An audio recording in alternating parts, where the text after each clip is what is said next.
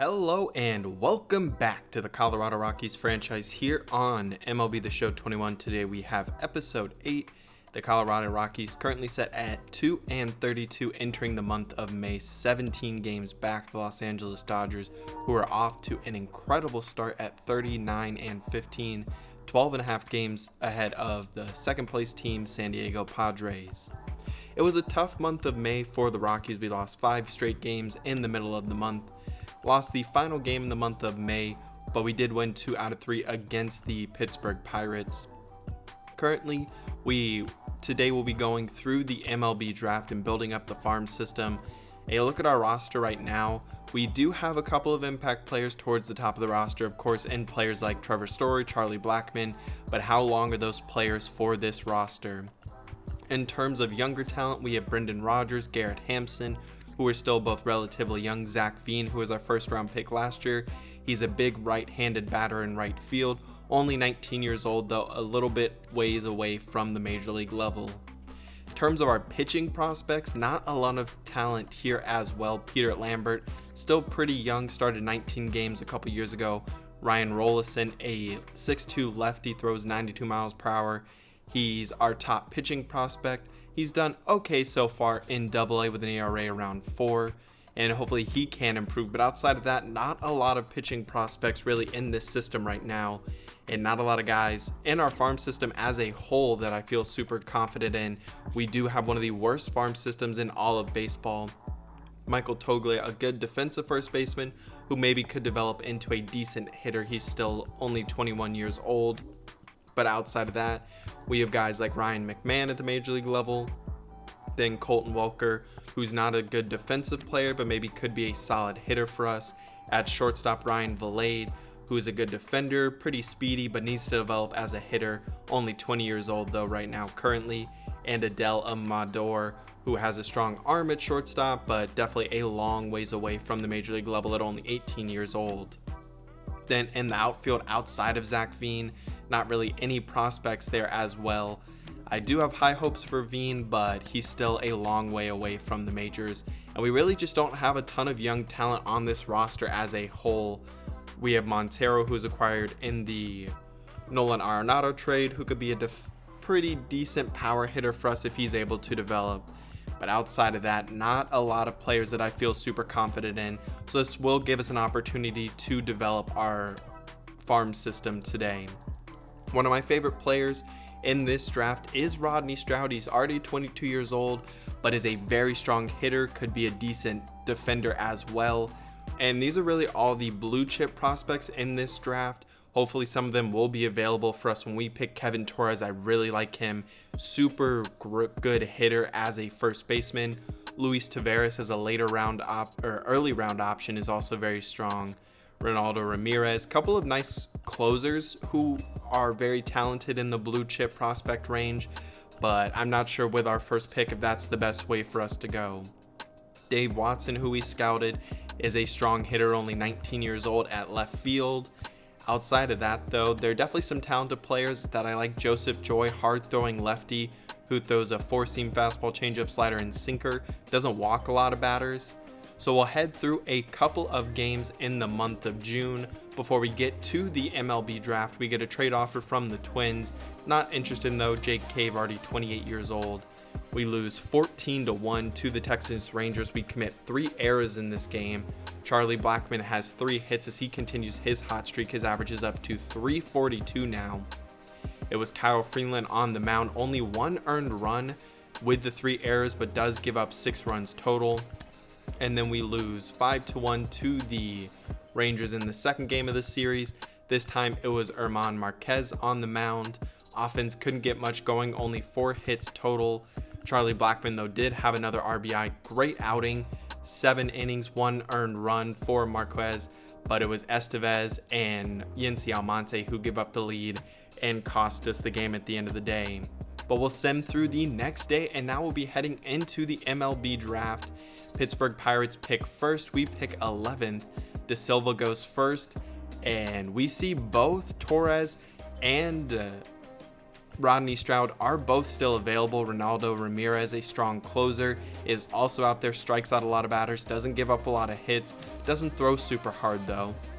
Luis Taveras is pretty similar, throws a little bit harder at 95 miles an hour as a lefty, only 21 years old. Chris Villegas, he's another lefty, doesn't throw super hard but doesn't give up hits and strike out batters. Then Rodney Stroud and Kevin Torres were both still available. I went back and forth between the two. Stroud is a good hitter in terms of contact and power, has a decent arm potentially. Torres, I think, is a little bit better of a hitter, but isn't a strong defender. And I ended up placing a little more value on a corner outfielder. So Rodney Stroud would end up being the pick. I like his hitting ability. I think he can develop pretty quickly and get to the major league level relatively soon. Torres ends up going 17th overall. Then we move into the second round for our pick, where in this one, after taking a position player, I was very interested in targeting pitchers for the rest of the draft and a number of our picks. So you can see there's not a lot of talent in our farm system or really at the major league level right now outside of John Gray and German Marquez. So we were looking for a player here. One guy lower on our roster is Riley Pint. I like him. He has great velocity, great break, strikes out a lot of batters. He was a former number 4 overall pick. Hasn't been super great in AA, but I think he could potentially develop to a nice pitcher for us. But he's already 23 years old. So looking at the starting pitchers that we have scouted that are still on the board, there was Gilberto Fernandez, Rod Wolf, who throws 94 miles an hour, a 19-year-old lefty. He was definitely very interesting. Joseph Joy was still out there. I was surprised at that. I think he can make it to the majors relatively quickly. At only 20 years old, he's a big lefty who throws hard at 96 miles per hour. Mark Chiavacci, he doesn't throw quite as hard at only 92 miles per hour, doesn't allow a lot of walks. But Joseph Joy, with how hard he throws, he doesn't allow walks, has good break on his pitches, and is a lefty. He would end up being the pick. I really like him. I think he has a ton of potential for us. And then in the competitive balance round B, we have another pick. And with this one, we had Chiavacci still available, Rafael Matano, who was also on our board. He's a hard-throwing righty. He's a little further away from the majors, though, a 2025 ETA. And then Ryan Rangel, I really like him. He throws 99 miles per hour out of high school. He also throws a hard cutter and a good splitter, with none of his pitches being below 92 miles per hour. He would be the pick. I think he's a little bit more of a long play, but I think he could be a great starting pitcher or even a very good high leverage reliever for us as well. Chiavacci and Montano were still both available. At this point, we had just taken Rangel, who's a hard-throwing righty, and I really like Chiavacci at 6'5", lefty, doesn't throw super hard, but I think with his big frame has the ability to develop into that and definitely gain a little bit of velocity, so he would be our third-round pick. Montano would be off the board when it came to our next pick. We only had one player who we had any sort of scouting accuracy available left, and that was Luis Santana. Only 19 years old, sits at 5'11". He's a little bit further away from the major leagues, but throws 96 with a strong fastball, cutter, and slider. And I really like his potential to develop into a strong reliever for us. And in the fourth round of relievers, a little bit more easy to take and get a little more value there. Then we move into the fifth round. There was no one left on our board that we had any sort of scouting potential in. I liked Phil May. He has some decent contact power ratings, can play a few different positions at first base, but it was hard to really know what these players were going to be without any sort of scouting potential. Thurman Cox also has some nice power potential, doesn't have any positional flexibility though. I was interested in a first baseman here. We would go back and forth for a while between a number of different players, but it would end up being Phil May, who was drafted only 20 years old out of LSU, and I liked his positional flexibility, contact power ratings, and he's still young with the potential to develop, so he would be our pick there. Then in the sixth round, there were no pitchers left that I was really interested in, so at this point I wanted to try and find a utility guy who could play a number of different positions, but there just wasn't that guy out there. There were a couple infielders who could play a few different infield spots, but majority of the guys that were just didn't impress me that much. Frank Cortez was very interesting, but already 21 years old. I didn't have any accuracy in his scouting, and with this final pick, I wanted to get someone a little bit younger. Catcher was another spot that I was interested in.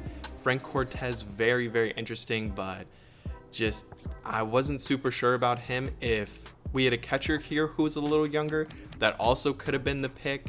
In center field, a couple guys who are fast, but far away from the majors without much scouting information. And the pick this was one I spent the most time on, just going back and forth. Wasn't super intrigued by anyone who was left. Thurman Cox ended up being the pick. I kind of regret that one.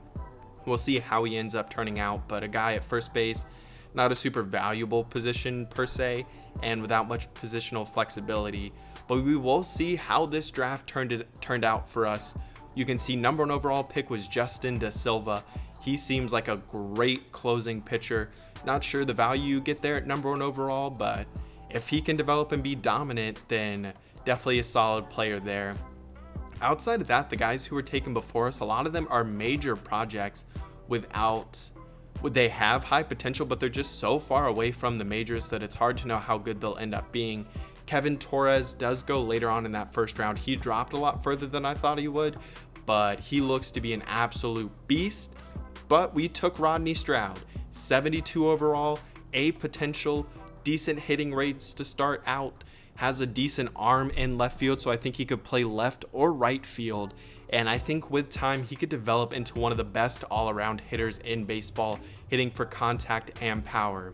Then Joseph Joy, we get another A potential pitcher here. Hard thrower, lefty, doesn't walk a lot of batters. Would like him to strike out a few more hitters, but that's okay. Ryan Rangel, B potential, long way away from the majors. I think we could get him there a little bit quicker as a reliever though. Then Chiavachi doesn't throw super hard, but doesn't walk batters, doesn't give up hits, which is great to see. Luis Santana throws hard as a righty, still young, but needs a little bit of development. The steal of the draft though, Phil May. He plays first, third, and in the outfield, and has all around great hitting ratings. His fielding was better than I expected it to be, so I think he could be really quick to the majors at only 20 years old. 86 potential for him, and I think we absolutely knocked this draft out of the park, getting a ton of very talented players. Everyone but Thurman Cox I think could all have a major league impact for us. And May, I really love that pick. It was a risk. We didn't know anything about him, but I bet on his hitting ratings being decent, and we were right on that. And I think as a fielder, he could develop and be above average to the point where he doesn't have to be a DH for us now. And as I said, starting pitching was a big concern for me in this draft. We went out and got 3 different starters, a closing pitcher as well, to hopefully add to the talent in our farm system. We see though relief pitchers, not a lot of talent there as well, and not a lot of guys who I feel like have a long future with us. But I think with guys, Ryan Rangel could potentially move to the bullpen or be a starting pitcher depending on how he performs, and Luis Santana, who will be a couple years away, but I think could be either a great setup guy or a closer for us. But that won't be the end this year of us building our farm system. We have a number of guys that we can still trade away, guys like Trevor Story, Charlie Blackmon, who probably will be on the All-Star team. We have John Gray, who's in the final year of his contract. Different guys that I think have value to contenders, where we can get some more prospects to hopefully strengthen our farm system even more. But next episode, we'll be going through some of the month of May and just trying to figure out more and more about the players on this team and see if some of these players can continue their hot starts. Guys like German Marquez, John Gray, who still hasn't lost a game this year. But I hope you did enjoy today's episode. If you did, please leave a like down below. Make sure you subscribe so you don't miss any more of the Rockies franchise. Comment down below which of your players from this draft class was your favorite. Who do you think has the potential to be the highest impact player for us that we took in this draft? I think they're the first 5 players we took, or first 6 players we took, all really have potential to do that for us. So let me know who you think will be the best player for us. But I will see you next time for episode 9. I hope you have a great rest of your day.